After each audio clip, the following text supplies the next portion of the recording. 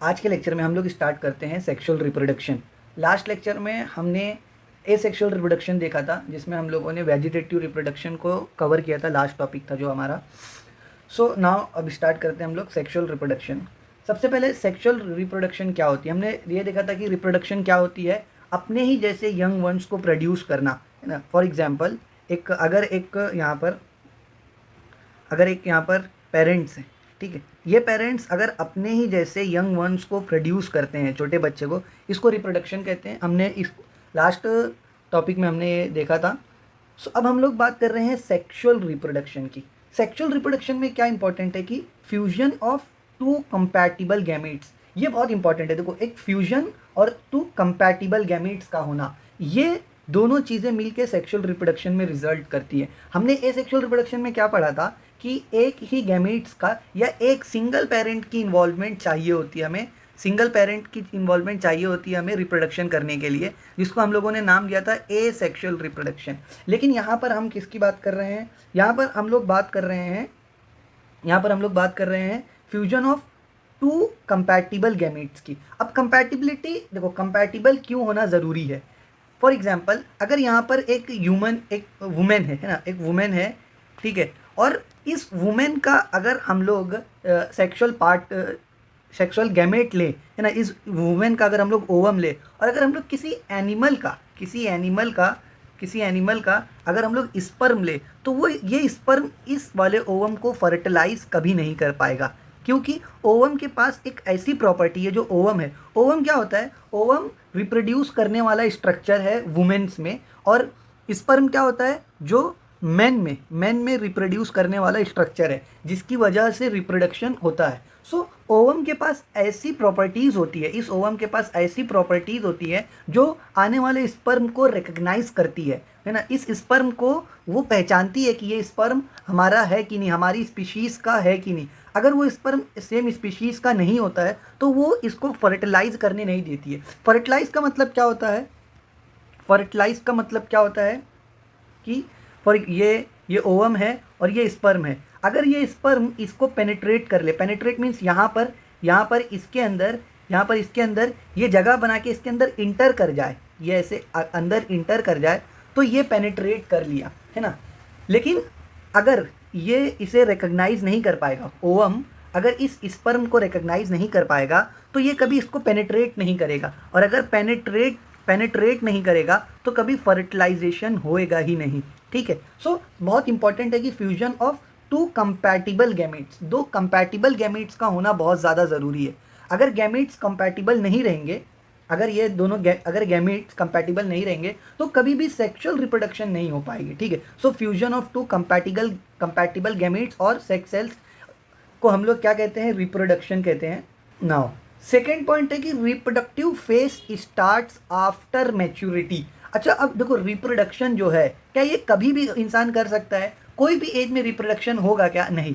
सबसे पहले यहाँ पर जब इंसान पैदा होता है, या प्लांट्स भी, जब प्लांट्स प्रोड्यूस होते हैं, प्लांट्स पैदा होते हैं, ग्रो करते हैं, तो वो पहले इनिशियल वेजिटेटिव फेस में आते हैं। प्लांट्स के अंदर जो फेस होती है उसे वेजिटेटिव फेस या जुवेनाइल फेस कहते हैं। मतलब वो फेस जिसमें प्लांट अभी इतना बड़ा नहीं हुआ है कि वो रिप्रोडक्शन कर सके, इतना बड़ा नहीं हुआ है कि वो, है ना, उसके जो गैमेट्स हैं वो अभी इतने मैच्योर नहीं हुए हैं कि प्लांट्स क्या कर सके, रिप्रोडक्शन कर सके। सो पहले जो मैच्योरिटी जब आती है, तो उससे पहले के फेस को हम लोग वेजिटेटिव फेस या जुवेनाइल फेस कहते हैं, और जब मैच्योरिटी आ जाती है तो उसके बाद वाले फेस को हम लोग रिप्रोडक्टिव फेस कहते हैं, वो फेस जिसमें प्लांट रिप्रोडक्शन कर सकता है। सो बुक में भी अगर हम लोग पढ़ेंगे तो बुक में भी दिया हुआ है कि बुक में देखो कि in plants the end of juvenile और vegetative phase marks the beginning of reproductive phase and can be seen easily in higher plants at the time of flowering. So हमें ये चीज़ कब पता चलती है कि एक प्लांट मैच्योर हो गया, जब उसके अंदर फ्लावर्स आ जाते हैं। जब उसके अंदर क्या आ जाते हैं, इस तरह से ये फ्लावर्स के स्ट्रक्चर, जैसे हम लोग यहाँ देख रहे हैं, ये जब फ्लावर्स आ जाते हैं तो हम लोग क्या कहते हैं, प्लांट मैच्योर हो चुका है और अब वो रिप्रोडक्टिव फेस में आ गया है, ठीक है। सो अब थोड़ा बहुत हम लोग फ्लावर को देखते हैं। फ्लावर क्या है, फ्लावर रिप्रोडक्टिव स्ट्रक्चर है ऑफ प्लांट्स का। प्लांट्स का वो स्ट्रक्चर जहाँ पर एक्चुअल में रिप्रोडक्शन होता है। फ्लावर को हम लोग लिख सकते हैं site of reproduction, site of reproduction. So flower क्या है, साइट ऑफ रिप्रोडक्शन है प्लांट्स की।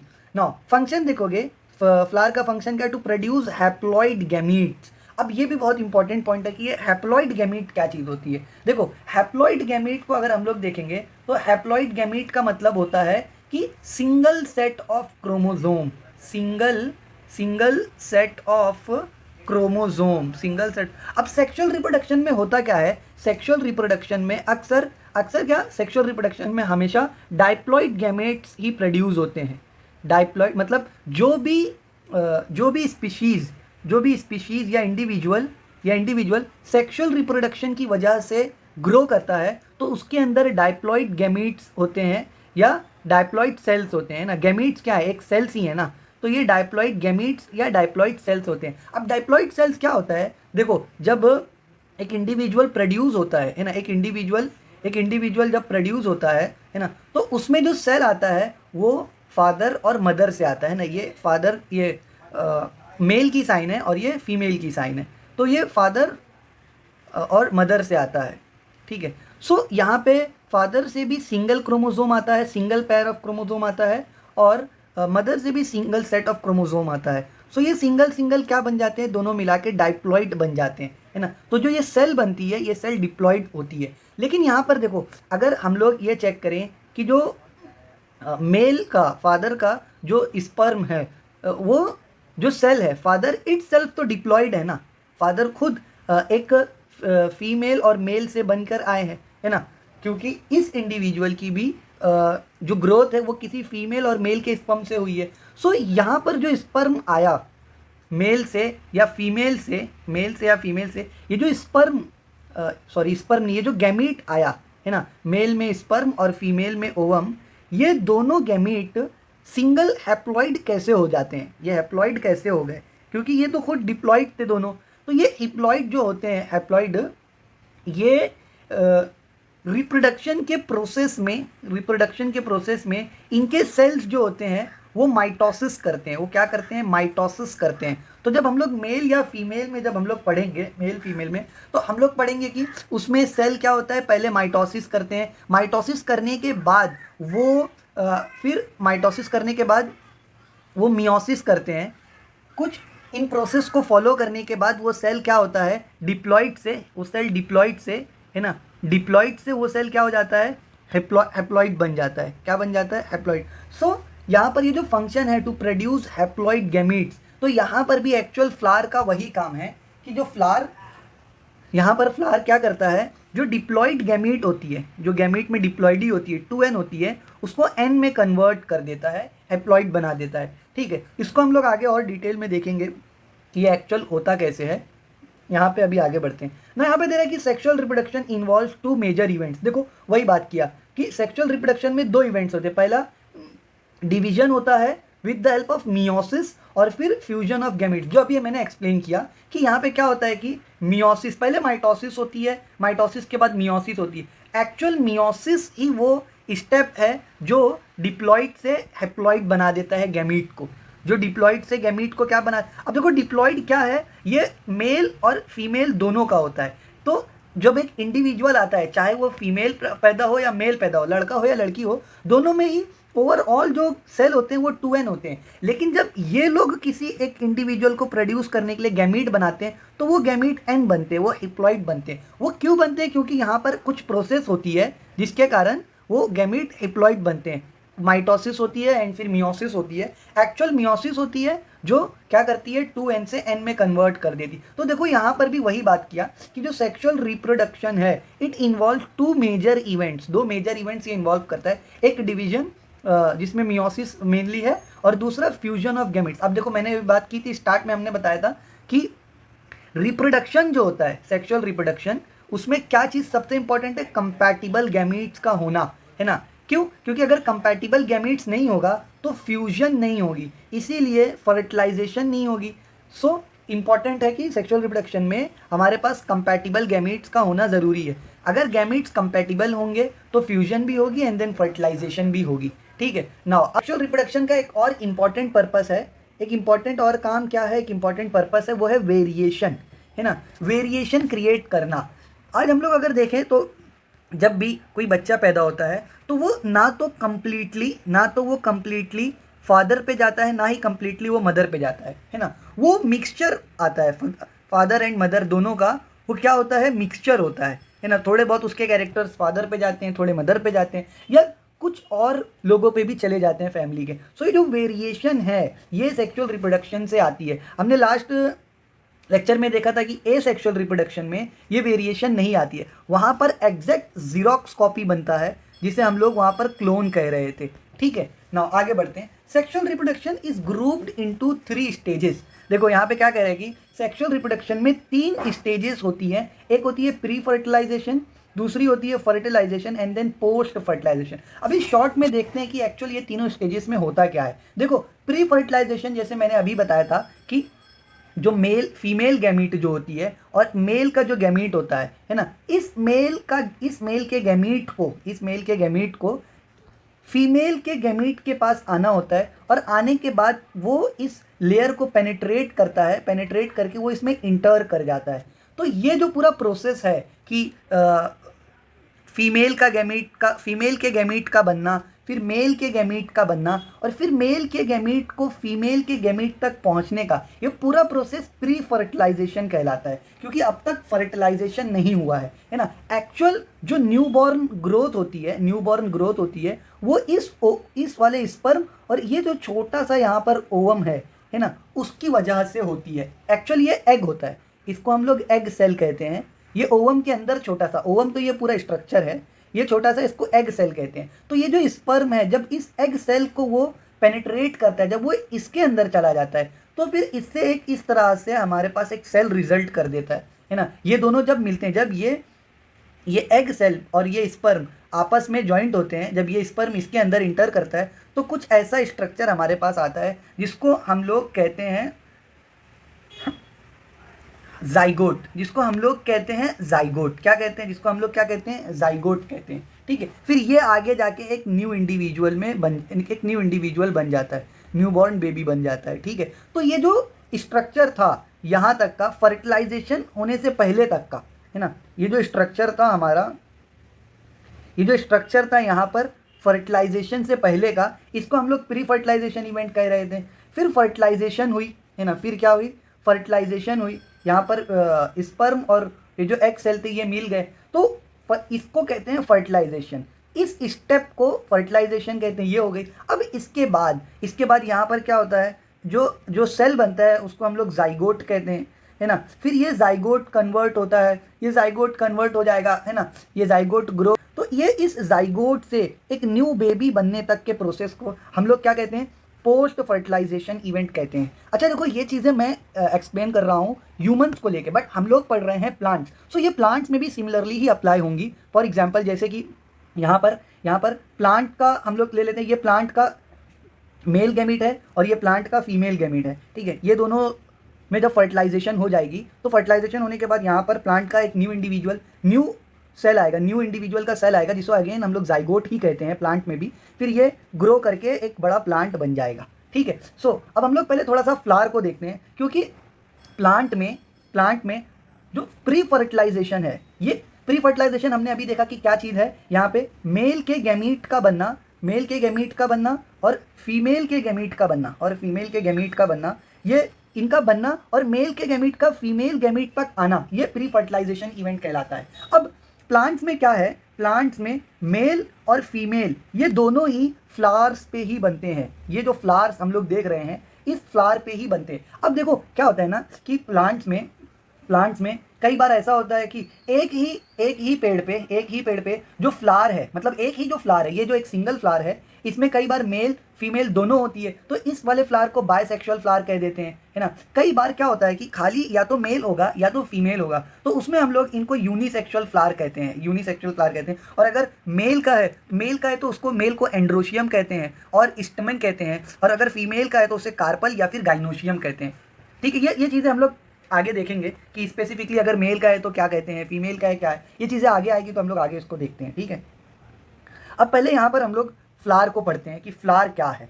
सबसे पहला देखो फ्लावर का ये स्ट्रक्चर है, ये स्ट्रक्चर हमें बनाने आना चाहिए। स्ट्रक्चर देखो बहुत ईजी है ना। कभी भी पहले इस चीज़ को हम लोग देखो, इसको हम लोग कहते हैं कार्पल। ये क्या है, ये है कार्पल। ये जो स्ट्रक्चर है ये है कार्पल, ठीक है। फिर ये कार्पल पे छोटे छोटे निकलने, ये जो है ये है स्टमेन। ये हमारे पास क्या है, ये हमारे पास स्टमेन है। देखो ये कार्पल है और ये हमारे पास स्टमेन है, ठीक है, ये है स्टमेन। अब फिर उसके बाद यहाँ पर देखो, यहाँ पर 1 मिनट दूसरे पेन से बना देते हैं। यहाँ पे ये इस तरह से ये जो स्ट्रक्चर्स हैं इनको हम लोग कहते हैं पेटल्स। इनको हम लोग क्या कहते हैं, पेटल्स कहते हैं। और फिर इसके बाद यहाँ नीचे निकलने वाले जो, यहाँ जो नीचे ये निकलते हैं इनको हम लोग कहते हैं सेपल्स। इनको हम लोग क्या कहते हैं, सेपल्स कहते हैं, ठीक है। सो देखो ये क्या है, ये हमारे पास है सेपल्स, ठीक है। ये ग्रीन वाले हमारे पास है पेटल्स, ग्रीन वाले हमारे पास है पेटल्स। और ये हमारे पास है कार्पल, सॉरी हाँ कार्पल, ये हमारे पास है कार्पल। और ये हमारे पास है स्टमन, इसको हम लोग क्या कहते हैं, स्टमन कहते हैं। अब देखो जो कार्पल और स्टमन है ये जो है ये नेसेसरी पार्ट्स कहलाते हैं, नेसेसरी पार्ट्स कहलाते हैं। और पेटल्स और स्टमन, सेपल जो है, पेटल्स और सेपल जो है ये दोनों हमारे पास क्या है, ये दोनों हमारे पास एसेसरी पार्ट है, एसेसरी। अब ये नेसेसरी और एसेसरी क्या है, स्टमन और कार्पल नेसेसरी है, मतलब ये एक्चुअली टेक पार्ट करेंगे, ये एक्चुअली पार्ट लेंगे फॉर्मेशन ऑफ न्यू इंडिविजुअल में, है ना। ये लोग डायरेक्टली इन्वॉल्व होते हैं, तो इसलिए ये नेसेसरी है। इनके बिना रिप्रोडक्शन पॉसिबल ही नहीं है। अगर इनमें ये दोनों में से कोई एक भी एब्सेंट हो जाए तो ओवरऑल रिप्रोडक्शन नहीं हो पाएगी। लेकिन यहाँ पर एक पेटल्स और सेपल जो है ये एसेसरी है, ये सिर्फ हेल्प करते हैं, है ना। फॉर एग्जाम्पल जो पेटल्स हैं वो अट्रैक्ट करने के लिए हेल्प करते हैं, मतलब ये जो स्टेमेन है, इसके अंदर जो स्टेमेन है, इन स्टेमेन्स को कैच करने के लिए हेल्प करते हैं, ताकि ये स्टेमेन फिर इस इधर इस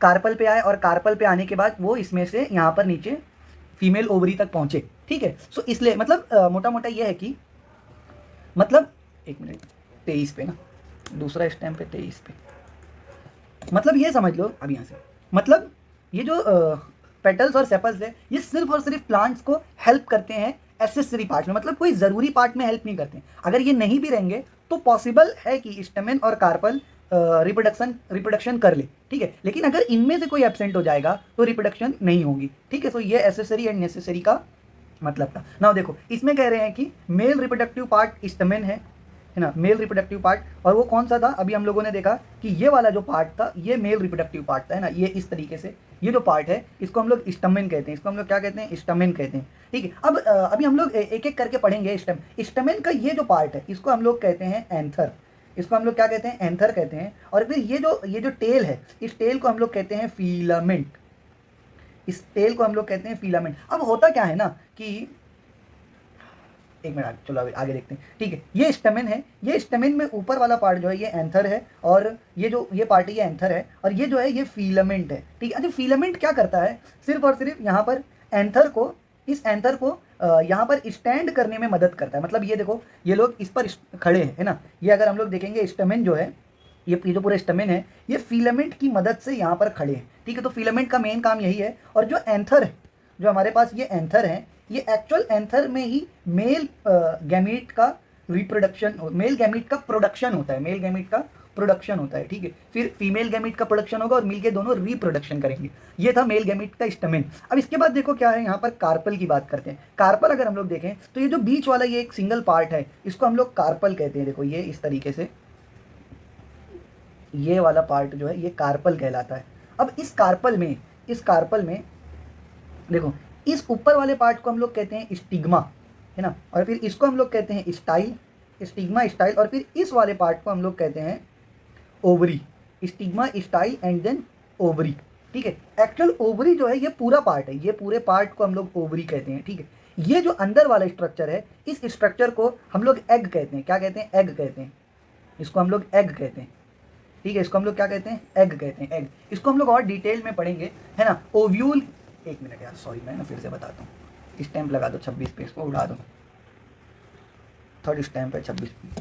देखो अब हम लोग फीमेल रिप्रोडक्टिव पार्ट देखते हैं, कार्पल। तो अगर ये तुम देखोगे, ये देखो ये जो स्ट्रक्चर है ये कार्पल है, ये क्या है, ये कार्पल है जो कि फीमेल रिप्रोडक्टिव पार्ट है। अब ये देखो ये है स्टिग्मा, ये है स्टाइल एंड देन ये है ओवरी। ये क्या है, ये है स्टिग्मा, ये है स्टिग्मा, और ये है स्टाइल, और ये है ओवरी। ये क्या है, ये है ओवरी। ये ओवरी जो है ना, ये पूरे पार्ट को ओवरी कहते हैं। इसके अंदर ये जो स्ट्रक्चर बना है ना, इसके अंदर ये जो स्ट्रक्चर है ये वाला, इस स्ट्रक्चर को हम लोग कहते हैं ओव्यूल। इसको क्या कहते हैं? ओव्यूल कहते हैं। फिर उसके अंदर भी काफ़ी चीज़ें होती हैं, जैसे कि हम लोग यहाँ देख रहे हैं कि ये एक्चुअली लेबलिंग गलत किया। ये ओवरी जो है ये पूरे पार्ट को हम लोग कहते हैं ओवरी। ये वाला जो अंदर वाला स्ट्रक्चर है इसको हम लोग कहते हैं ओव्यूल। इसको ओव्यूल कहते हैं, ठीक है। और फिर ये जो अंदर ना ओव्यूल अंदर से अलग अलग तरीके का रहता है, इसको हम लोग लेटर ऑन पढ़ेंगे कि ओव्यूल होता कैसे। अब यहाँ पर देखो, यहाँ पे लिखा है कि मेल रिप्रोडक्टिव पार्ट को एंड्रोशियम भी कहते हैं। अब ये एंड्रोशियम और स्टेमन में थोड़ा सा फर्क होता है, थोड़ा सा हम लोग देख लेते हैं कि ये है क्या। देखो, ये है मेल रिप्रोडक्टिव पार्ट स्टेमन। तो ये जो सिंगल स्ट्रैंड है, ये जो सिंगल है ये स्टेमन होता है। फिर बहुत सारे स्टेमन अगर मिल जाएं, जैसे हम लोग देख रहे हैं कि इस वाले फ्लावर में 1 2 3 4 5 6 स्टेमन है, तो ये इन सब को मिला के एंड्रोशियम कहते हैं। मतलब नंबर ऑफ स्टेमन्स मिल के उसको हम लोग क्या कहते हैं?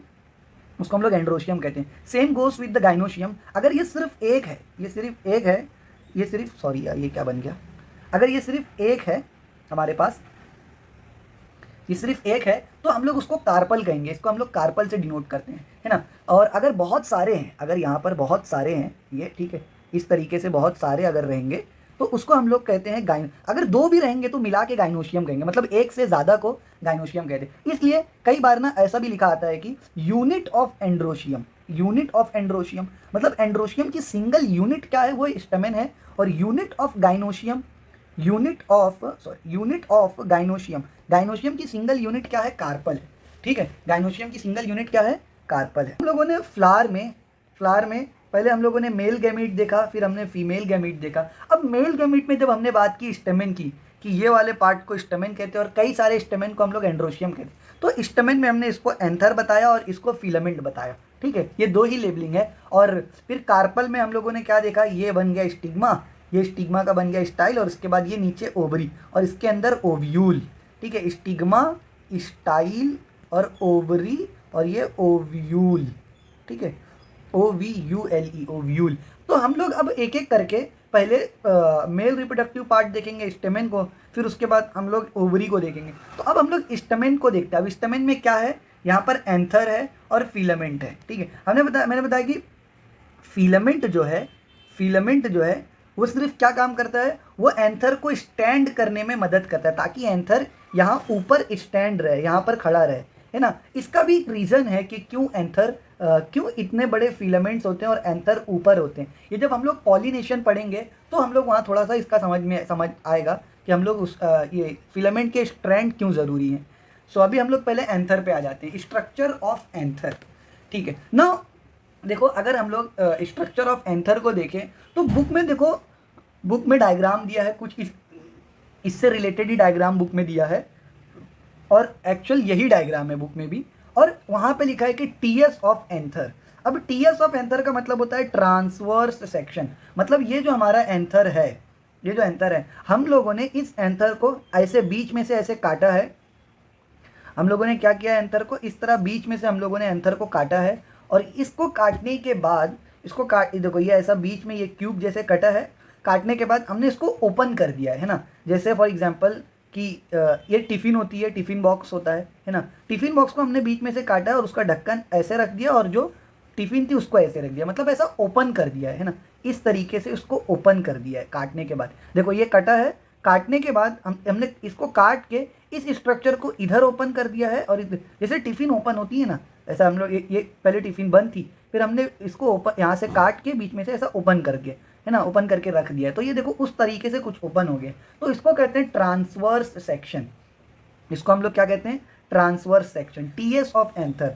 नाउ टीएस ऑफ एंथर में देखो क्या क्या चीज़ें बता रहा है ना। Anther is generally dithecous. यहाँ पे क्या कह रहा है? सबसे इंपॉर्टेंट पॉइंट, एंथर क्या है? डायथीकस है। डायथीकस का मतलब होता है 2 लोब्स। हम लोग यहाँ पर देख भी पा रहे हैं कि देखो जब एंथर का टीएस निकाला गया, ये जब एंथर था, तो जब इसको काटा गया तो हम लोगों को क्या देखने के मिल रहा है कि एंथर के पास 2 लोब्स होते हैं। देखो अगर हम लोग इसको यहाँ बीच से अगर हम लोग डिवाइड करें तो देखो एक लोब पूरा ये है और एक लोब पूरा ये है ना। ये 2 लोब्स हैं कि नहीं एंथर में? तो यही लिखा है कि एंथर इज डायथीकस, 2 लोब्स होते हैं। फिर उसके बाद सेकेंड पॉइंट कह रहा है कि एंथर इज टेट्रास्पोरेंजिएट।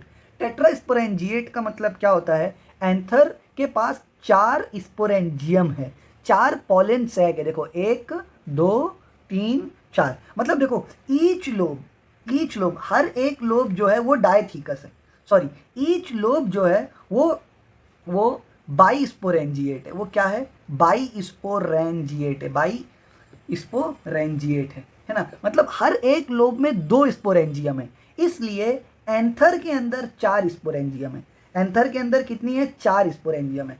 मतलब देखो ये जो एंथर है हमारे पास, इस एंथर में 2 लोब्स होते हैं। मतलब अगर तुम एंथर को देखोगे तो ये एंथर में इस तरीके से 2 लोब्स होते हैं, ठीक है। जैसे हमारे ब्रेन में भी अगर हम लोग ब्रेन को देखें, है ना, तो ब्रेन कुछ इस तरीके से देखो ऐसा डिवाइड है, ऐसा रहता है ब्रेन, है ना। ब्रेन भी हमारा ऐसा डिवाइड है, मतलब यहाँ आगे एक लोब है और पीछे एक लोब होता है ना। इसी तरीके से एंथर में भी ये 2 लोब्स हैं, और हर एक लोब में देखो इस तरीके से 2 हर एक लोब में 2 क्या है? 2 स्पोरेंजियम है। इसको हम लोग कहते हैं स्पोरेंजियम। क्या है? देखो स्पोर का मतलब होता है स्पोर, है ना, जो कि प्लांट सेल है ना, प्लांट का मेल सेल है जिससे रिप्रोडक्शन होगा। तो स्पोर को बनाने वाला, स्पोरेंजिएट प्रोड्यूस करने वाला क्या है? स्पोरेंजिएट है, प्रोड्यूस स्पोर। तो जो स्पोर को प्रोड्यूस करता है, जिस पार्ट से स्पोर प्रोड्यूस हो रहा है, उस पार्ट को हम लोग क्या कहते हैं? स्पोरेंजिएट। अब वो चूंकि 4 है तो इसके लिए एंथर को क्या कह रहे हैं? Tetra sporangiate. कि एंथर में, हर एक एंथर में 4 स्पोरेंजिएट होते हैं, 4 ऐसे पार्ट होते हैं जहाँ से स्पोरेंजियम या स्पोर क्या होता है? बनता है, जहाँ से स्पोर बनता है, ठीक है। नाउ अब यहाँ पे देखो मैंने स्टार्ट में ही कहा था कि प्री फर्टिलाइजेशन इवेंट जो होती है उसमें हम लोग क्या चीज़ें पढ़ते हैं कि मेल और फीमेल गैमेट का प्रोडक्शन, कि वो प्रोड्यूस कैसे होते हैं। तो अब यहाँ पर वही पॉइंट आ गया कि एंथर में स्पोर प्रोड्यूस कैसे होते हैं। एंथर में स्पोर, तो सबसे पहले देखो एंथर इमैच्योर होता है ना, एंथर मैच्योर नहीं होता है। मैंने बताया ना कि मैच्योरिटी से पहले जो फेज होती है उसको हम लोग जुवेनाइल फेज या वेजिटेटिव फेज कहते हैं, और मैच्योरिटी की बाद वाली फेज को हम लोग रिप्रोडक्टिव फेज कहते हैं। सो जो एंथर जब इमैच्योर होता है तो जो मास ऑफ अनडिफरेंशिएटेड सेल का मतलब ये समझ लो कि अभी क्या हो रहा है ना, अभी एंथर क्या है? ये एंथर मैच्योर नहीं है। तो देखो अगर इसको तुम बहुत अच्छे से देखेंगे अगर हम लोग, तो देखो ये जब सेल सब जो है ये अलग अलग है। ये जो स्ट्रक्चर है ना, ये एक मैच्योर एंथर का है, ये एक मैच्योर, मतलब यहाँ पे देखो ये सेल थोड़ा सा कैसा है, देखो ये सेल का स्ट्रक्चर ऐसा है, इस वाले सेल का स्ट्रक्चर अलग है, इस वाले सेल का और अलग है ना, ये देखो अलग है, इस वाले सेल का और अलग है, इसके अंदर न्यूक्लियस है, इसमें न्यूक्लियस इसमें देखो इसमें न्यूक्लियस है, इसमें न्यूक्लियस एब्सेंट है। तो ये जो डिफ्रेंशिएशन आ गई ना सेल के अंदर, क्या आ गई? सेल के अंदर डिफ्रेंशिएशन आ गई ना, सब अलग अलग हो गए। लेकिन जब एंथर मैच्योर नहीं हुआ था, जब एंथर क्या था? इमैच्योर था, तब ये सेल कैसी होती? तब ये सब सेल ऐसी ही होती, यहाँ तक ये सब सेल कैसी होती? ऐसी ही होती। इनमें कोई भी डिफरेंशिएशन नहीं आती, ये सब अनडिफरेंशिएट, मतलब देखने पे कैसी लगती? एकदम एक जैसी लगती, इसलिए कहा अनडिफरेंशिएटेड। जो डिफरेंशिएट नहीं होंगी, अलग नहीं दिख रही हैं, ऐसा लग रहा है सब तो सेम है ना, ऐसा लगेगा सब कैसी है? सेम है। तो ये क्या है? ऐसे पूरा ये ऐसे रहता, ऐसे ही पूरा सेल ऐसे ही रहता कि ये देखने में डिफरेंशिएट नहीं हो पाता। तो यहाँ पर हम लोग देख रहे हैं कि एंथर क्या हो रही है? इमैच्योर थी। इमैच्योर एंथर में जो मास ऑफ अनडिफरेंशिएटेड सेल है ना, जो अभी क्या नहीं हुए हैं? डिफरेंशिएट नहीं हुए हैं, वो डिवाइड होते हैं एंड डिफरेंशिएट। इसका मतलब हम लोगों ने जो यहाँ पर देखा, पहले ये कैसा था? ये सब ऐसे ही थे ना, ये पूरा सेल ही वैसे ही था, ये पूरा स्ट्रक्चर ही ऐसा कुछ ऐसा ही था, लेकिन ये डिवाइड होने लगे। मतलब ये जो सेल था, इस सेल में डिवीजन होने लगा, इस सेल में चेंज आने लगा, और चेंज आते आते ये सेल कुछ ऐसे हो गया, है ना, और दूसरा वाला चेंज आते आते कुछ ऐसा हो गया। तो ये जो डिफरेंशिएशन आई, ये कैसे आई? ये डिवीजन करके आई, है ना, वो डिवाइड हुए, ये डिवाइड हुए। अब ये डिवीजन कैसे भी हो सकती है? डिवीजन जो है मोस्टली, ये डिवीजन जो होती है वो माइटोसिस से होती है। किससे होती है? माइटोसिस से होती है। अभी माइटोसिस से होगी, आगे चल के वो मियोसिस से भी होती है फिर।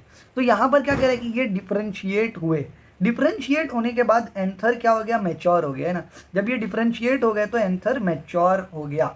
अब जो मैच्योर एंथर है उनके सेल्स को हम लोग पैरेनकाइमा सेल्स कह रहे हैं, क्योंकि मैच्योर हो गया ना। मैच्योर होने के बाद हर सेल में कुछ प्रॉपर्टीज आ गई, कुछ कैरेक्टरिस्टिक्स आ गई, तो इसलिए अब इनको हम लोग पैरेनकाइमा सेल्स कह रहे हैं। क्या कह रहे हैं, पैरेनकाइमा सेल्स कह रहे हैं। फिर ये पैरेनकाइमा सेल्स लार्ज साइज में, लार्ज बड़े बनते हैं। देखो, डिफरेंशिएट होने के बाद जब एंथर मैच्योर हो जाते हैं, तो एंथर मैच्योर होने के बाद ना उनमें कुछ पैरेनकाइमा सेल्स होते हैं। अब देखो, पैरेनकाइमा सेल्स क्या होते हैं ना, जब हम लोग बाद में प्लांट्स का स्पेसिफिक जब सेल्स के बारे में स्टडी करेंगे कि प्लांट्स में कितने सेल होते हैं, तो हम लोग पढ़ेंगे डिटेल में कि पैरेनकाइमा सेल्स क्या होते हैं। बस ये समझ लो कि जब डिफरेंशिएशन आई, जब ये डिवाइड होने के बाद अब जब डिफरेंशिएशन आ गई तो ये सेल अलग है, इसकी अलग कैरेक्टरिस्टिक्स है, इसकी अलग है, सबकी जो कैरेक्टरिस्टिक्स और प्रॉपर्टीज़ हैं वो क्या हो गई, अलग अलग हो गई ना। तो जब कैरेक्टरिस्टिक्स और प्रॉपर्टीज़ अलग हो गई तो नाम भी सबका अलग हो जाएगा। तो उसी तरीके से कुछ सेल्स जिनको हम लोग पैरेनकाइमा सेल्स करें, जैसे ये वाले जो सेल्स हैं, इसके अंदर वाले ये जो सेल्स हैं, इनको हम लोग पैरेनकाइमा सेल्स कहते हैं। जो इनके अंदर के ये जो सेल्स हैं, इनको हम लोग नाम दिए हैं पैरेनकाइमा सेल्स, है ना। इनको हम लोग क्या नाम दिए हैं, पैरेनकाइमा सेल्स नाम दिए हैं। तो ये सेल्स क्या करते हैं, ये सेल्स देखो, ये सेल्स क्या होते हैं, ये सेल्स लार्ज साइज के बनते हैं और डेंस साइटोप्लाज्म होता है इनका। मतलब अगर तुम इनको बहुत क्लोजली देखोगे तो ये सेल बड़े बड़े साइज में होते हैं और इनका जो साइटोप्लाज्म है वो डेंस होता है। अब हमें पता है कि ये जो सेल है, ये सेल का सेल मेम्ब्रेन कहलाता है, और उसके अंदर का जो ये स्ट्रक्चर है इसको साइटोप्लाज्म कहते हैं। तो ये साइटोप्लाज्म डेंस होता है। डेंस का मतलब है कि ये भरा होता है, किसी ना बहुत सारी चीज़ों से भरा होता है ना। क्योंकि ये क्या करने जा रहे हैं, ये सेल अब डिवाइड करने जा रहे हैं टू फॉर्म स्पोर, जाहिर है जब अब ये लोग स्पोर बनाने जा रहे हैं, गैमेट बनाने जा रहे हैं, तो इनका जो साइटोप्लाज्म है उसमें बहुत सारी चीज़ें होंगी ना जो रिक्वायर्ड हैं इस गैमेट के बनने के लिए। सो ये सेल्स में क्या स्पेसिफिकेशन आ गई कि ये लार्ज हो गए और इनका साइटोप्लाज्म डेंस हो गया। तो लार्ज साइज और डेंस साइटोप्लाज्म के पैरेनकाइमा सेल्स डिफरेंशिएट होते हैं, और डिफरेंशिएट होते हैं तो उनको हम लोग एक स्पेसिफिक सेल बनाते हैं। तो उनको हम लोग क्या कहते हैं, आर्केस्पोरियल सेल कहते हैं। क्या कहते हैं, आर्केस्पोरियल सेल। अब ये जो आर्केस्पोरियल सेल बने, है ना, ये आर्केस्पोरियल सेल फर्स्ट सेल हैं स्पोर फॉर्मेशन के लिए, है ना। फर्स्ट सेल जो लीड करते हैं, which leads to spore formation.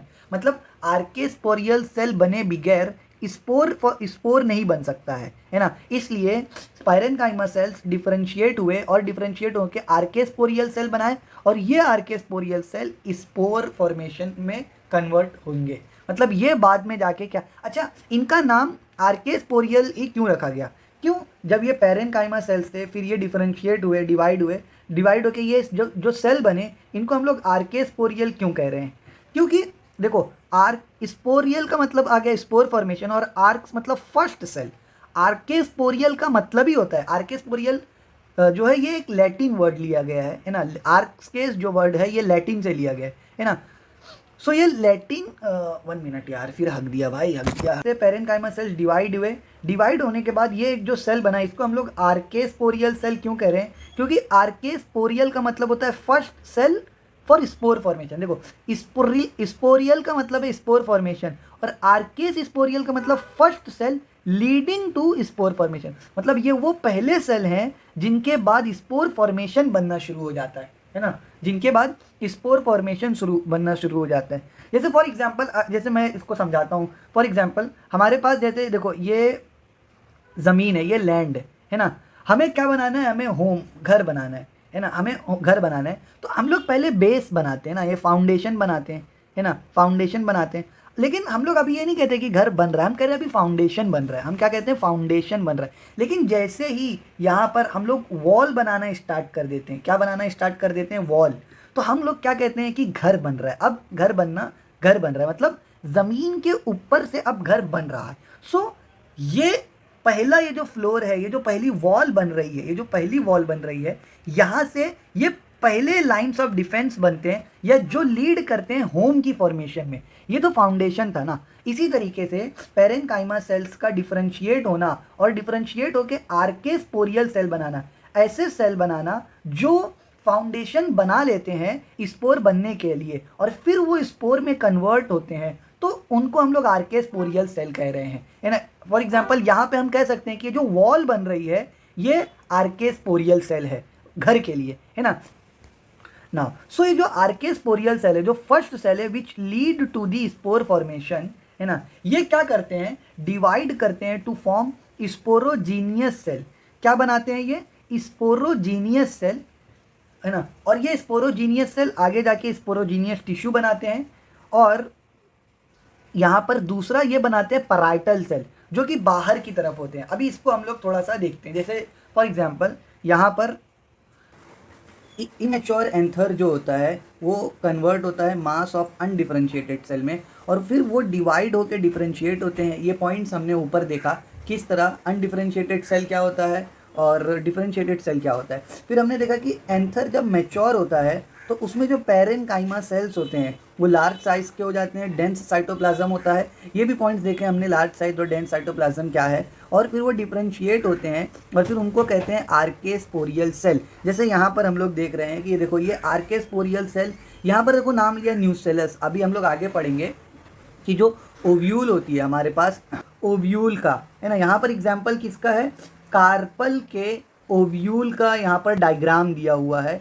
क्या दिया हुआ है कि यहाँ पर पहले न्यूसेलस होता है, फिर देखो ये कन्वर्ट हो गया आर्केस्पोरियल सेल में, है ना, ये किसमें कन्वर्ट हो गया, आर्केस्पोरियल सेल में। फिर ये सेल कन्वर्ट हुई megaspore, mother cell, functional megaspore. फिर फाइनली यहाँ पर क्या बन जाता है, यहाँ पर फाइनली एग बन जाता है। यहाँ पर फाइनली क्या बन जाता है, देखो यहाँ पर एग है, पोलार न्यूक्लियस वगैरह, ये फीमेल का है, ठीक है, ये फीमेल का है। ऐसे ही सेम मेल में होगा कि आर्केस्पोरियल सेल बनेगा। अब मेगास्पोर मदर सेल के वहाँ पर जगह यहाँ पर क्या बनेगा, माइक्रोस्पोर मदर सेल बनेगा, माइक्रोस्पोर मदर सेल बनेगा। फिर यहाँ पर फंक्शनल माइक्रोस्पोर्स बनेंगे और फंक्शनल माइक्रोस्पोर बनने के बाद यहाँ पर क्या हो जाएगा, पॉलन ग्रेन्स बन जाएंगे, है ना, इस तरह से पॉलन ग्रेन्स बन जाएंगे। तो ये चीज़ अभी हम लोग आगे देखेंगे, ठीक है। सो यहाँ पर हम लोग आगे आते हैं, देखो क्या लिखा है कि archesporial cell divide to form sporogenous cells and parietal cells. मतलब ये जो आर्केस्पोरियल सेल है, ये जो आर्केस्पोरियल सेल है ये डिवाइड होते हैं, मतलब यहाँ पर और डिवीजन होता है और ये क्या बनाते हैं, स्पोरोजीनियस सेल, है ना, जिन्हें हम लोग स्पोरोजीनियस टिश्यू भी कहते हैं, जो कि अंदर की साइड होते हैं। मतलब अगर हम लोग इस स्ट्रक्चर को देखें तो ये जो अंदर के सेल्स हैं इनको हम लोग स्पोरोजीनियस सेल्स कहते हैं, और ये जो बाहर के सेल्स हैं इनको हम लोग पैराइटल सेल कहते हैं, है ना, जो कि आउटर, ये आउटर है और ये इनर है, ये इनर है और ये आउटर है, ठीक है। अच्छा देखो, जो इनर सेल्स हैं उन्हें स्पोरोजीनियस टिश्यू कहते हैं हम लोग, या स्पोरोजीनियस सेल्स कहते हैं। आउटर सेल को पैराइटल सेल इसलिए कहते हैं क्योंकि लैटिन में पैराइटल का मतलब, पैराइटल जो वर्ड है वो आया है पेरिस से, है ना, और पेरिस का मतलब होता है वॉल और बाउंड्री। तो जो भी सेल्स वॉल या फिर बाउंड्री के पास होंगे उन्हें हम लोग पैराइटल सेल कहते हैं। ये वर्ड लैटिन से लिया गया है, पेरिस से, ठीक है। अच्छा कोई भी जो वर्ड्स होते हैं उन्हें मोस्टली लैटिन में या ग्रीक में क्यों लिखा जाता है ना, इसका बहुत सिंपल सा रीज़न है कि लैटिन और ग्रीक ये दोनों लैंग्वेज जो है ये डेड लैंग्वेज है। Dead language in the sense means ये दोनों लैंग्वेज अब बोली नहीं जाती है ना, इन्हें कहीं भी वर्ल्ड में बोला नहीं जाता है, इनको स्पीक नहीं किया जाता है, ठीक है। तो इसका फ़ायदा क्या होता है कि ये लैंग्वेजेस चेंज नहीं हो सकती है। कोई भी लैंग्वेज जो आज बोली जाती है वो क्या हो जाती है, चेंज हो जाती है। फॉर एग्जांपल अगर हम लोग इंग्लिश की ही बात करें तो इंग्लिश कहीं भी वर्ल्ड में सेम नहीं है ना, हर रीजन में अलग अलग इंग्लिश बोली जाती है। तो अगर हम लोग इंग्लिश में नाम लिखना स्टार्ट कर दें तो वो कहीं वर्ल्ड के किसी दूसरे पार्ट में जाके वो नाम क्या हो जाएगा, अलग हो जाएगा ना। इसलिए मोस्टली चीज़ों को ग्रीक या फिर लैटिन में लिखा जाता है ताकि पूरे वर्ल्ड में जो नाम हो वो सेम हो, है ना, इन सब चीज़ों का। नाउ अब हम लोग देख लेते हैं मैच्योर एंथर वॉल। जब एंथर मैच्योर हो गया तो उसकी जो वॉल है वो वॉल 4 पार्ट में डिवाइड हो जाती है, epidermis, endothecium, middle layer and tapetum. Now यहाँ पर देखो वॉल बनाई हुई है, देखो ये एपिडर्मिस है, ये वाली देखो ये रीजन जो है ये एपिडर्मिस का है, फिर इंडोथीशियम का है, फिर यहाँ पर देखो ये मिडल लेयर है और फिर ये फाइनली टेपेटम है ना। अगर हम लोग बुक में देखें तो बुक में देखो ये वाला स्ट्रक्चर बना के दिया है बुक में, है ना। देखो यहाँ पर बुक में बनाया हुआ है ये देखो ये एपिडर्मिस इन्होंने बनाई है।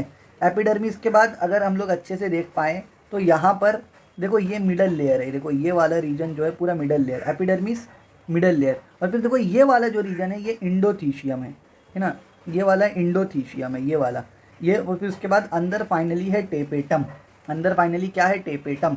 नाउ इनके नाम को ही ऐसे ही क्यों लिखा गया, देखो एपिडर्मिस जो है वो आउटर कवरिंग बनाता है। अब डर्मिस का मतलब होता है स्किन, है ना, या स्किन होता है या लेयर हो गया। एपी, एपी मतलब अबव, है ना, अबव स्किन मतलब स्किन के सबसे अबव, सबसे पास में कौन सा है ना, वो कौन सा। अगर हम लोग ये उसकी स्किन मान ले तो उस स्किन के सबसे पास में कौन सा है, ये वाला लेयर है, इसलिए इसका नाम क्या दिया हम लोगों ने, एपिडर्मिस दिए। फिर इंडोथीशियम, इंडोथीशियम का मतलब होता है इनर कवरिंग, जो अंदर हो, जो डर्मिस के अंदर हो, है ना, इंडोथीशियम, इसलिए इसका नाम क्या दिया गया, इंडोथीशियम। फिर मिडल लेयर, ये एकदम बीच में है middle layer. And finally tapetum, tapetum का मतलब होता है कारपेट इन लेटिन, है ना, टेपेटम का मतलब क्या होता है, कारपेट इन लेटिन। तो इसलिए इसलिए इस वाली बाउंड्री का नाम टेपेटम दिया गया, क्योंकि ये कारपेट है किसके लिए, पॉलन ग्रेन्स के लिए, है ना। पॉलन ग्रेन्स एक्चुअली यहीं पर तो बैठे हुए हैं, तो ये वाली जो लेयर है ये कारपेट का काम करती है फॉर पॉलन ग्रेन्स, है ना, इसलिए इसका नाम पड़ा टेपेटम। ठीक है, सो ये वॉल्स ऑफ मैच्योर एंथर हमने देख लिया। अब देखो जो ऊपर हमने देखा था यहाँ पर शॉर्ट में, ये वाला जो देखा था फीमेल का, अब हम लोग वही मेल का पढ़ेंगे, है ना, बुक के हिसाब से जिस तरह बुक में दिया हुआ है हम लोग वो पढ़ेंगे ना। यहाँ पर अब देखते हैं माइक्रोस्पोरोजेनेसिस। ना माइक्रोस्पोरोजेनेसिस क्या है, देखो स्पोर का जेनेसिस होना मतलब बनना, फॉर्मेशन, स्पोर का क्या, फॉर्मेशन, है ना। अब ये माइक्रोस्पोरोजेनेसिस इसलिए कह रहे हैं क्योंकि यहाँ पर छोटे छोटे 4 स्पोर्स बनते हैं। ठीक है, तो यहाँ पर देखो लिखा है कि एमएमसी से 4 पॉलन ग्रेन्स का बनना माइक्रोस्पोरोजेनेसिस कहलाता है। एमएमसी मतलब क्या, microspore mother cell, microspore mother cell मतलब वो सेल जो माइक्रोस्पोर को प्रोड्यूस करेगा। माइक्रोस्पोर को ही पॉलन ग्रेन भी कहते हैं, ना। अब यहाँ पर 4 पॉलन ग्रेन्स बनते हैं ना, ये चीज़ बहुत इंपॉर्टेंट नोट करना, यहाँ पर 4 पॉलन ग्रेन्स बनते हैं। ठीक है, बाद में मोस्टली क्या होता है कि ये 3 पॉलन ग्रेन डीजनरेट हो जाते हैं और ये एक ही पॉलन ग्रेन से काम होता है। ठीक है, नाउ देखो अब यहाँ पर पहले तो उसने पॉलन ग्रेन को, अगर हम लोग बुक में देखें तो स्ट्रक्चर ऑफ पॉलन ग्रेन पहला एक्सप्लेन किया है, स्ट्रक्चर ऑफ पॉलन ग्रेन जिसे हम लोग माइक्रोस्पोर भी कहते हैं। सबसे पहले तो देखो पॉलन ग्रेन नॉन मोटाइल होते हैं, मतलब ये खुद से चल नहीं सकते, इनके अंदर मोबिलिटी नहीं होती है ना, मोबिलिटी नहीं होती है, मतलब ये खुद से एक जगह से दूसरी जगह नहीं जा पाएंगे। इसलिए हम लोग पढ़ेंगे कि पॉलन ग्रेन को कैरी करने के लिए, इसको कैरी करने के लिए हमारे पास पॉलन ट्यूब बनती है। क्या बनती है, पॉलन ट्यूब बनती है। ठीक है, अब यहाँ पर देखो पॉलन ग्रेन के बारे में हमने बताया कि वो नॉन मोटाइल होते हैं, वो हैप्लॉइड होते हैं। हमने बताया स्टार्ट में हम लोगों ने देखा था कि पॉलन ग्रेन्स जब प्रोड्यूस हो जाते हैं, मैच्योर हो जाते हैं, तो वो हैप्लॉइड हो जाते हैं, है ना। नहीं तो अगर जो मेल प्लांट होता है, अगर मेल फ्लावर देखें तो वो डिप्लॉइड होता है ना, वो कैसा होता है, वो डिप्लॉइड होता है। बट जब वो सिंगल पॉलन ग्रेन बनाता है तो वो सिंगल हो जाता है, हैप्लॉइड हो जाता है, एन हो जाता है। ठीक है, फिर पॉलन ग्रेन यूनिसेल्युलर होते हैं, मतलब सिर्फ और सिर्फ एक सिंगल सेल से बने होते हैं। ठीक है, बाद में यहाँ लिखा है पॉलन ग्रेन स्पेरिकल होते हैं, जैसे हम लोग देख बना भी रहे हैं बार बार, इसको स्पेरिकल शेप का बना रहे हैं। इसका फिर लिखा है कि जो डायामीटर है वो 25 to 50 माइक्रोमीटर होता है। अच्छा, डायामीटर का मतलब यहाँ से ये देखो ये रेडियस है ना, ये क्या है, ये रेडियस है, और ये पूरा जो है ये डायामीटर है, ये पूरा क्या है, डायामीटर है। तो ये जो पॉलन ग्रेन का ये जो डायामीटर है वो 25 to 50 माइक्रोमीटर का होता है ना। इसको ऐसे भी लिख सकते हैं हम लोग की लाइक 12 माइक्रोमीटर का क्या है, रेडियस है, क्योंकि अगर रेडियस 12 to 25 होगा तो डायमीटर ऑटोमेटिकली 25 to 50 माइक्रोमीटर हो जाएगा ना। तो इसको दोनों तरीके से हम लोग लिख सकते हैं कि स्पेरिकल शेप होती है, 25 to 50 माइक्रोमीटर होता है इन डायमीटर। ठीक है, अब यहाँ पर हम लोग देखते हैं पॉलन ग्रेन की स्ट्रक्चर को हम लोग देखते हैं। तो देखो जब पॉलन ग्रेन बनता है ना, तो पॉलन ग्रेन में ये देखो ये स्पेरिकल शेप की पॉलन ग्रेन हमारे पास है। ठीक है, स्पेरिकल शेप की पॉलन ग्रेन हमारे पास है। अब इस पॉलन ग्रेन में सबसे पहले तो देखो ये जो बाहर की लेयर है इसको हम लोग कहते हैं एक्साइन, जैसे यहाँ हमने डिनोट भी किया है। फिर ये जो अंदर की लेयर है ये वाली, इसको हम लोग कहते हैं इंटाइन। इसको हम लोग क्या कहते हैं? इंटाइन कहते हैं ना। Outer exine, inner intine, outer exine, inner intine, inner intine, है ना, इनर इंटाइन। और फिर उसके बाद ये जो दो स्ट्रक्चर दिख रहे हैं इनको वैक्यूल्स कहते हैं, है ना। इनका कुछ खास काम होता नहीं है। वैक्यूल्स मोस्टली क्या होता है ना कि ये एक्सक्रीटरी गैसियस पार्ट को कंटेन करते हैं। मतलब जो एक्सक्रेटरी पार्ट होता है ना, जिसको वेस्ट कह सकते हैं, उनको, वो भी गैसियस वेस्ट को मोस्टली ये क्या करते हैं? कंटेन करते हैं। फिर और ये देखो न्यूक्लियस है, ये क्या है? ये न्यूक्लियस है, ठीक है। आगे ये ही न्यूक्लियस, अच्छा पहले यहाँ पर कुछ पॉइंट्स एक्साइन और इंटाइन के लिए बताया हुआ है, वो देख लेते हैं। देखो एक्साइन के बारे में कह रहा है कि एक्साइन स्पोरोपोलिनिन का बना है। स्पोरोपोलिनिन एक ऑर्गेनिक सब्सटेंस है। ऑर्गेनिक सब्सटेंस का मतलब है जैसे फॉर एग्जांपल हमारे पास कार्बोहाइड्रेट होता है ना, प्रोटीन होता है, फैट होता है, इस तरीके का एक सब्सटेंस है। और स्पोरोपोलिनिन क्या है ना, बहुत हार्डेस्ट सब्सटेंस है। इसको जल्दी डिग्रेड नहीं किया जा सकता, इसको जल्दी डिग्रेड या डैमेज नहीं किया जा सकता, है ना। ये स्मूथ इसलिए, अच्छा ये लेयर जो कह रहा है, देखो इसकी जो स्पोरोपोलिनिन की जो लेयर है वो स्मूथ है या फिर स्कल्पचर्ड भी हो सकती है। मतलब दोनों हो सकती है, स्मूथ भी हो सकती है, स्कल्पचर्ड। स्कल्पचर्ड का मतलब होता है नॉट स्मूथ, हैविंग शेप। जैसे फॉर एग्जांपल हम लोगों ने यहाँ पर बनाया हुआ है कि देखो ये डिफरेंट डिफरेंट पॉलन ग्रेन्स है, डिफरेंट डिफरेंट प्लांट्स के पॉलन ग्रेन्स हैं, और उनकी स्पोरोपोलिनिन देखो इनकी अलग है, ये अलग है, ये अलग है, ये अलग है, ये अलग है।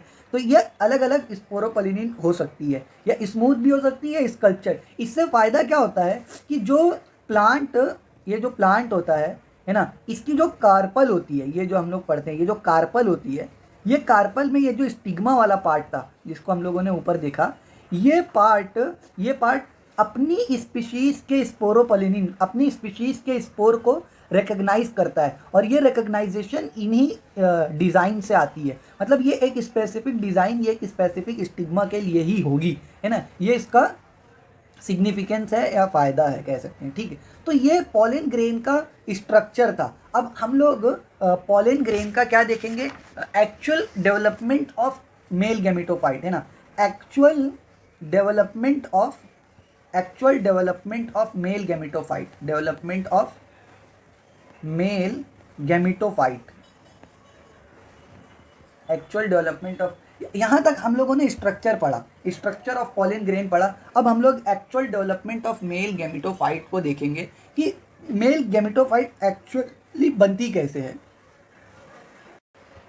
सो अभी हम लोग एक मिनट पहले यहाँ पर हम लोग देख लेते हैं। हमने बात की कि एक्साइन में स्पोरोपोलिनिन होती है ना, और ये हार्डेस्ट ऑर्गेनिक सब्सटेंस है ना, जिसे आसानी से डैमेज या डिग्रेड नहीं किया जा सकता। ये स्मूथ भी हो सकती है, स्कल्पचर्ड भी हो सकती है, और हमने इसमें देख लिया कि किस पैटर्न होते हैं और वो पैटर्न क्यों इंपॉर्टेंट होते हैं ना। कह रहे देखो जो इंटाइन है वो सेल्यूलोज और पेक्टिन की बनी है ना, ये भी ऑर्गेनिक मटेरियल्स होते हैं।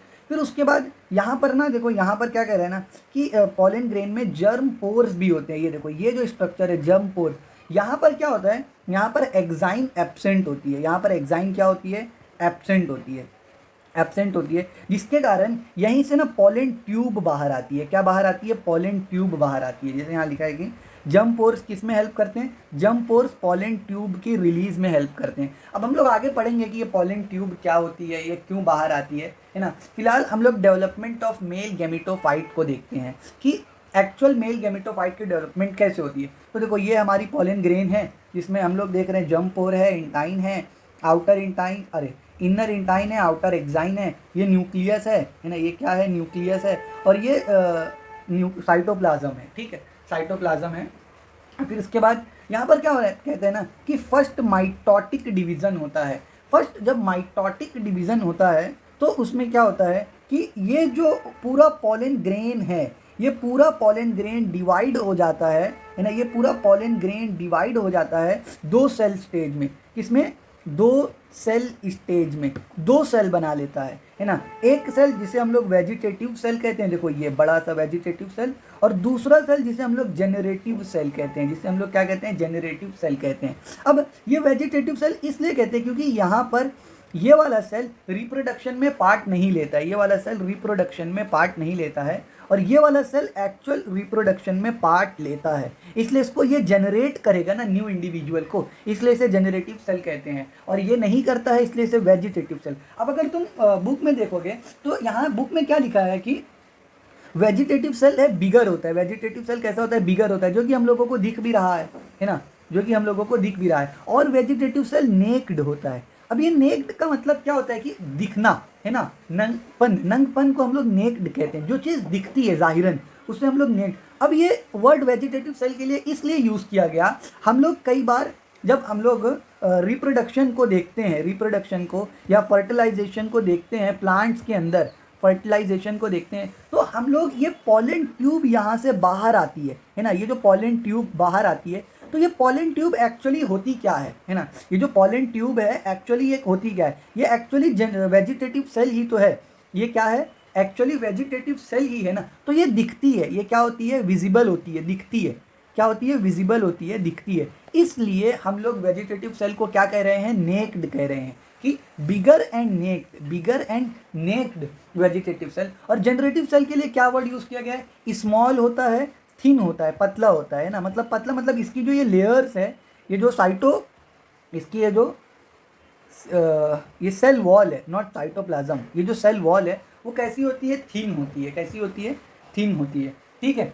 फिर इसके बाद यहाँ पर अगर हम लोग बुक में देखेंगे तो बुक में क्या लिखा है कि जो वेजिटेटिव सेल है इसमें ये वेजिटेटिव सेल है, इसमें फूड प्रेजेंट होती है ना, जो कि जनरेटिव सेल को फीड करने में, उसको खिलाने में, उसकी न्यूट्रिशन और डेवलपमेंट में काम आती है। और जनरेटिव सेल जो है वो floods in the vegetative cell, देखो यहाँ पे आराम से घूम रहा है, फ्लड्स कर रहा है इन द वेजिटेटिव सेल। अब देखो बुक में आगे लिखा हुआ है कि सेकेंड माइटोटिक डिवीजन जब होती है तो ये जो जनरेटिव सेल है, ये जनरेटिव सेल है ना, डिवाइड होके दो मेल गैमेट्स बना लेता है। क्या बना लेता है, दो मेल गैमेट्स, दो मेल गैमेट्स बना लेता है ना। और ये जो दो मेल गैमेट्स हैं इनमें से एक मेल गैमेट एक्चुअल में स्पर्म बनाता है, एक्चुअल में प्लांट के मेल पार्ट का स्पर्म बनाता है, जो कि क्या करेगा, उसकी ओवरी के साथ मिल के जाइगोट बनाएगा, है ना, जाइगोट बनाएगा, जो कि न्यू इंडिविजुअल बनने में हेल्प करता है। सो यहाँ पर देखो सेकेंड माइटोटिक डिवीजन में क्या कह रहा है कि ये जो जनरेटिव सेल है ये डिवाइड हो गए इनटू टू मेल गैमेट्स में। देखो यहाँ पर दो सेल था ना, एक ये वेजिटेटिव था और एक ये जनरेटिव था, इसलिए इसे टू सेल स्टेज कहते हैं, है ना। यहाँ पर क्या हो गया, ये जनरेटिव सेल डिवाइड होके दो बन गए, इसलिए इसको थ्री सेल स्टेज कहते हैं। क्या कहते हैं, थ्री सेल स्टेज कहते हैं। अब यहाँ पे क्या कह रहा है, देखो एक लाइन बुक में लिखा है, the mitotic division of generative cell take place either in pollen grain और इन पॉलन ट्यूब। मतलब क्या कह रहा है, ये जब हम लोग ना पॉलिनेशन पढ़ेंगे तो इसको और अच्छे से हमें समझ में आएगी, ये वाली बात समझ में आएगी कि ये लिखा क्या है। फिर भी मैं यहाँ पे थोड़ा सा एक्सप्लेन कर देता हूँ। देखो क्या कह रहे हैं ना कि यहाँ पर 1 मिनट इससे एक्सप्लेन कर, यहाँ पर क्या होता है कि ये जो हमारे पास ये जो पॉलन ग्रेन है ना, ये पॉलन ग्रेन है, ये इसकी एक्साइन है, ये उसकी इंटाइन है। डायग्राम पे मत जाओ, खाली समझो। यहाँ पर हम लोग ने देखा कि यहाँ पर क्या है, ये न्यूक्लियस है ना। फिर ये डिवाइड हो गया, डिवाइड होने के बाद ये वाला पार्ट जनरेटिव सेल बन गया, वेजिटेटिव सेल बन गया, और ये वाला पार्ट जनरेटिव सेल बन गया, है ना, ये जनरेटिव सेल बन गया। अब होता क्या है ना कि यहाँ पर इस वेजिटेटिव सेल में इतना न्यूट्रिशन भर जाता है कि ये यहाँ से बाहर आने लगती है, ये यहाँ से बाहर आने लगती है ना। अब जब ये यहाँ से बाहर आएगी तो ये सेल भी इसके साथ साथ ये वाला, ये जो इसका न्यूक्लियस और इसका ये वाला ये जनरेटिव सेल ये भी बाहर आएगा। तो अब क्या कह रहा है कि देखो एकदम लास्ट में बुक में लिखा है कि the pollen grains are shed from anther at this two cell stage. इस दो सेल स्टेज में ये पॉलन ग्रेन्स को, इन पॉलन ग्रेन्स को एंथर से शेड कर दिया जाता है। शेड मतलब गिरा दिया जाता है, निकाल दिया जाता है ना, दे आर शेड। जैसे हम लोग हैं यहाँ पर फ्लावर का स्ट्रक्चर हमने देखा था कि ये देखो ये कार्पल होती है, ये कार्पल होती है, इस कार्पल में ये स्टिग्मा है, ये स्टाइल है, ये ओवरी है, ओवरी के अंदर ये ओव्यूल है, और यहाँ पर ये एंथर होती है ना, इस तरह से एंथर। अब देखो ये एंथर, इसके अंदर पॉलन ग्रेन्स बनी है ना। अब ये पॉलन ग्रेन्स क्या होता है, हमने कहा कि ये शेड हो जाती है, मतलब ये पॉलन ग्रेन्स यहाँ पर आ जाएगी। तो मोस्टली 60% एंजियोस्पर्म में ये पॉलन ग्रेन्स यहाँ पर इस स्टेज में शेड कर दी जाती है, ये वाले स्टेज में, देखो ये वाले स्टेज में शेड कर दी जाती है। मतलब जब पॉलन ग्रेन के अंदर यहाँ पर एक ये और एक ये जनरेटिव सेल होता है, तब इनको यहाँ से रिलीज करके इसमें शेड कर दिया जाता है। और फिर इसके बाद यहाँ पर देखो बुक में लिखा है कि अगर हम लोग सेकेंड 1 2 3 4 5th लाइन अगर पढ़ेंगे, लास्ट से 5th line, the mitotic division of generative cell take place either in pollen grain और इन पॉलन ट्यूब। तो जो जनरेटिव, ये वाला जो जनरेटिव सेल है ना, इसका जो माइटोटिक डिवीजन जो यहाँ पर हुआ वो या तो पॉलन ग्रेन में ही हो सकता है या फिर पॉलन ट्यूब में होगा। मतलब क्या होगा कि ये पॉलन ट्यूब बाहर आई, अब ये पॉलन ट्यूब यहाँ पर बाहर आएगी और फिर जाकर ये जो जनरेटिव सेल है ये डिवाइड होकर यहाँ पर 3 सेल स्टेज में कन्वर्ट होगा, जिसमें ये 2 मेल गैमीट बना लेगा, है ना। या तो ये पॉलन ग्रेन में ही हो जाएगा या फिर ये यहाँ पे क्या होगा, यहाँ पर पॉलन ट्यूब में होगा। अब ये बात क्यों कह रहा है, क्योंकि क्या होता है कि हम लोग 1 मिनट,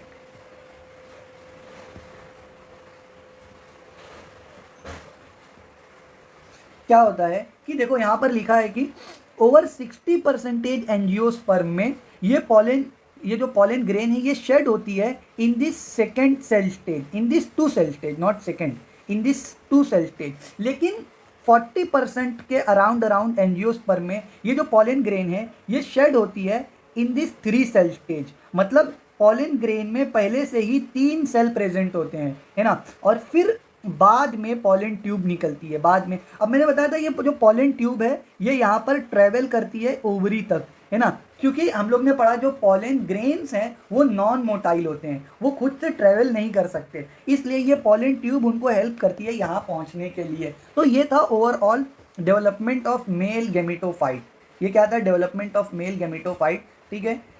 सो इस लेक्चर में हम लोग यहीं क्लोज करते हैं। अब नेक्स्ट लेक्चर में हम लोग फीमेल पर आएंगे, वहाँ पे हम लोग फीमेल का पार्ट और सब चीज़ देखेंगे।